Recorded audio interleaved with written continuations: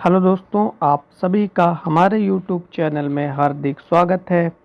आज हम लोग देखने वाले हैं विश्व के प्रमुख घास बायोम और साथ ही साथ में ये भी देखेंगे कि ये घास के बायोम किन किन देशों में स्थित हैं और इनकी क्या क्या विशेषताएं हैं। घास के बायोम को मुख्य रूप से दो भागों में विभाजित किया जाता है।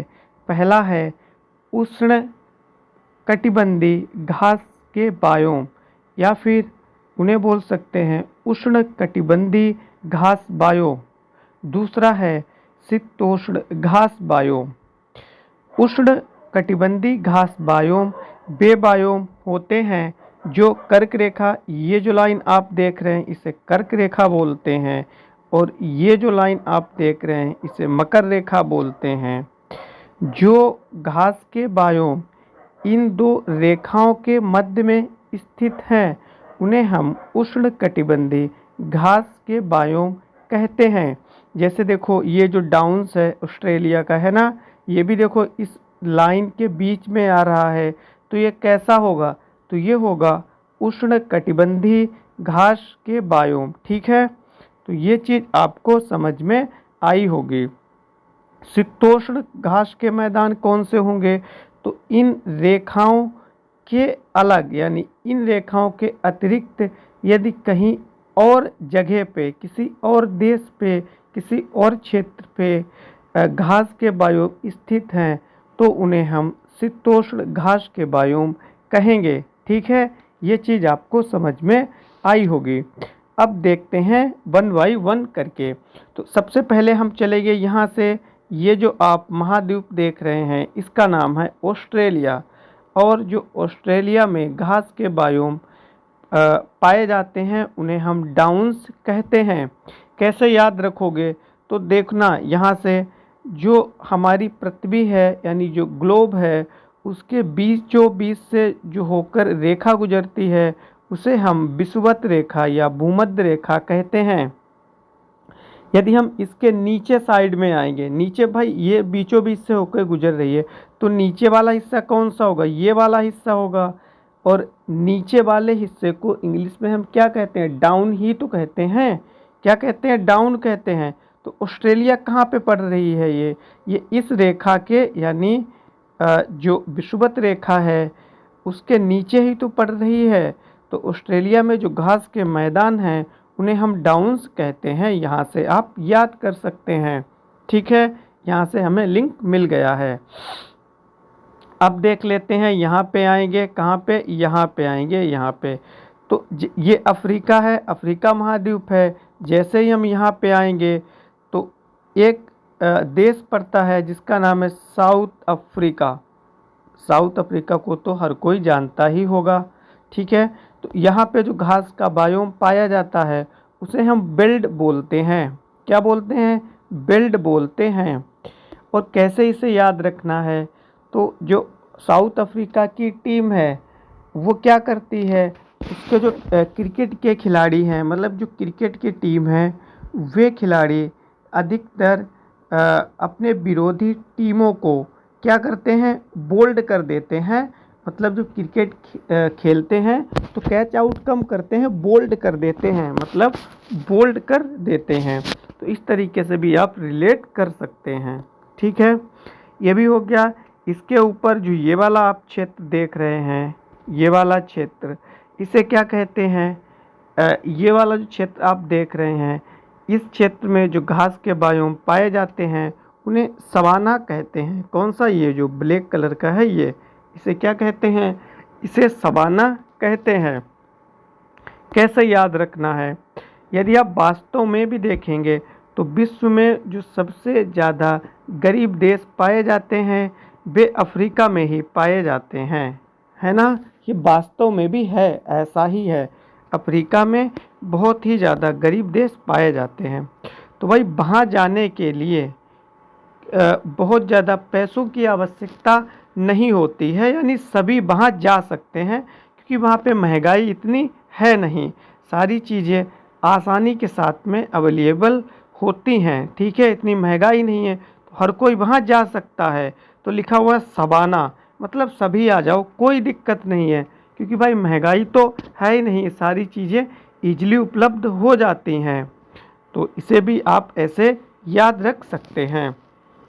ठीक है, अब आ जाते हैं एशिया में। तो ये जो वाला हिस्सा है, ये वाला हिस्सा किसका है? ये है एशिया का, जो कि विश्व का सबसे बड़ा महाद्वीप है, जनसंख्या की दृष्टि से भी और क्षेत्रफल की दृष्टि से भी।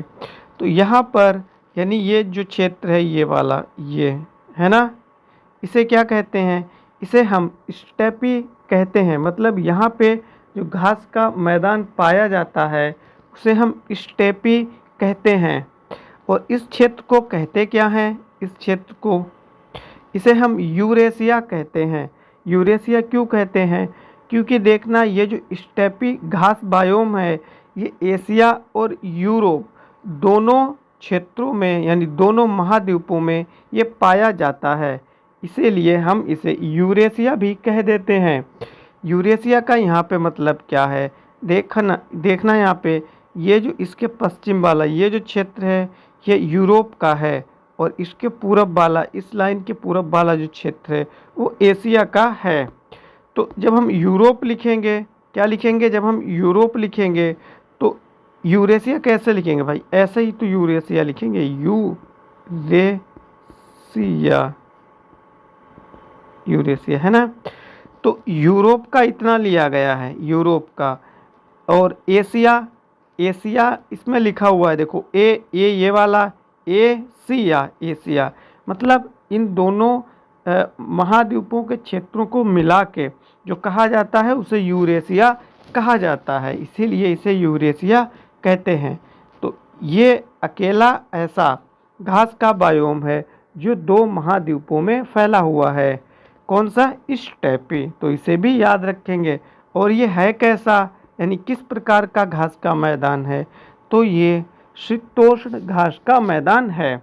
अभी बताया था, क्योंकि ये जो घास का मैदान है ये कर्क रेखा के किधर साइड में है? तो ये कर्क रेखा के ऊपर है, यानी कर्क और मकर रेखा के बीच में ये नहीं है। तो कैसा हो जाएगा? तो ये हो जाएगा आपका शीतोष्ण घास का मैदान। अब आ जाते हैं हम यहाँ पे। तो यहाँ पे ये क्या है? ये अमेरिका है आपका, यूएसए है, या फिर इसे उत्तरी अमेरिका भी बोल सकते हैं। यहाँ पे जो यूएसए में घास के मैदान पाए जाते हैं उन्हें हम प्रेयरी बोलते हैं। क्या बोलते हैं? प्रेयरी बोलते हैं। और किस प्रकार का ये घास का मैदान है? तो इसे हम शीतोष्ण घास के बायोम कहते हैं। क्या कहते हैं? शीतोष्ण बायोम कहेंगे, क्योंकि ये भी जो घास का बायोम है ये कर्क रेखा के उत्तर साइड में स्थित है, इसीलिए इसका प्रकार कौन सा होगा? शीतोष्ण घास का मैदान ये होगा। इसे कैसे याद रखेंगे? यदि लोगों से पूछा जाए कि भाई आप कहाँ जाना चाहते हो, तो अधिकतर लोगों का यही आंसर होता है कि वे अमेरिका जाना चाहते हैं। क्यों? क्योंकि अमेरिका एक शक्तिशाली देश है, वहाँ जॉब अपॉर्चुनिटी ज़्यादा हैं, इसीलिए यानी एक तरीके से कहें कि जो अमेरिका है वो लोगों के दिल में ज़्यादा प्रिय है, यानी लोगों के लिए ज़्यादा प्रिय है। तो ऐसे भी आप रिलेट कर सकते हैं, प्रिय प्रेयरी। ठीक है, अब आ जाते हैं यहाँ पे।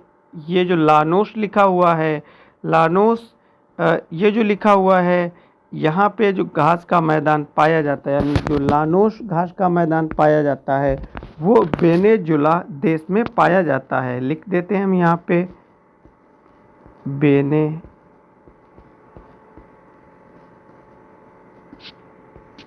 ठीक है, कहाँ पे? यानी ये जो घास का मैदान है ये किस देश में पाया जाता है? तो ये पाया जाता है आपका वेनेजुएला में। इसके जैसे ही नीचे आएंगे तो ये वाला हिस्सा ब्राज़ील का पड़ेगा, है ना, ये वाला हिस्सा ब्राज़ील का पड़ेगा। जो ब्राज़ील में घास का मैदान पाया जाता है उसे हम कैंपास बोलते हैं। क्या बोलते हैं? कहीं कहीं पे कैंपास लिखा मिल जाएगा और कहीं कहीं पे कैंपस भी लिखा हुआ मिल सकता है, तो उसमें आपको कंफ्यूज नहीं होना है। ठीक है, चलो मैं कैंपस ही लिख रहा हूँ। वैसे तो कंपास होता है तो मैं कैंपास लिखूँगा, ठीक है। और ये किस देश में पाया जाता है? तो आपका ये पाया जाता है ब्राज़ील। ब्राज़ील का कौन सा क्षेत्र है? तो ये वाला जो क्षेत्र है वो ब्राज़ील का है, ठीक है। अब देख लेते हैं, लास्ट बचा हुआ है ये वाला क्षेत्र है, तो ये अर्जेंटीना का क्षेत्र है। जो अर्जेंटीना में घास के मैदान पाए जाते हैं उन्हें हम पंपास बोलते हैं।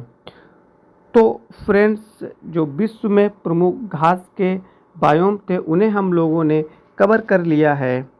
आपने यदि अभी तक हमारे YouTube चैनल 22 को सब्सक्राइब नहीं किया है तो प्लीज़ उसे सब्सक्राइब कर लें। ऐसे ही आप हमारे साथ में पढ़ते रहिए, व्यस्त रहिए और मस्त रहिए। मिलते हैं आपको नेक्स्ट वीडियो में, तब तक के लिए आप सभी को नमस्कार।